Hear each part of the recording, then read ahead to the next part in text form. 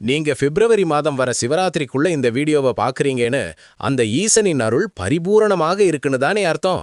உங்கள் பிறவி பலனடைந்து உங்கள் வாழ்வில் உங்களுக்கு ஏற்பட்ட கர்ம வினைகள் போக்கி வாழ்வில் வெற்றி கிடைக்கும். ஏனென்றால் அன்னைக்கு தான் மகா சிவராத்திரி வருது. இவ்வளோ நாட்கள் கஷ்டத்தோட வாழ்ந்தவர்களுக்கு முக்தி கிடைக்கும் அற்புதமும் நடக்கும். நீங்கள் இந்த மகா சிவராத்திரி அன்று இந்த 5 விஷயங்களை செய்ய மறக்காதீங்க. உங்களுக்கு சிவனை பிடிக்கும் என்றால் தென்னாடுடைய சிவனே போற்றி என கமெண்டில் சொல்லுங்க. இந்த வீடியோவை லைக் அண்ட் ஷேர் பண்ணிக்கோங்க. இந்த சிவராத்திரியில் ஒரு நாள் மறக்காம இரவு கண்முழித்து ஏதாவது ஒரு சிவன் கோவிலுக்கு போங்க. அன்றைய இரவு முழுவதும் சிவன் கோவிலில் நடக்கும் 4 கால பூஜையும் பார்த்துவிட்டு வாருங்கள்.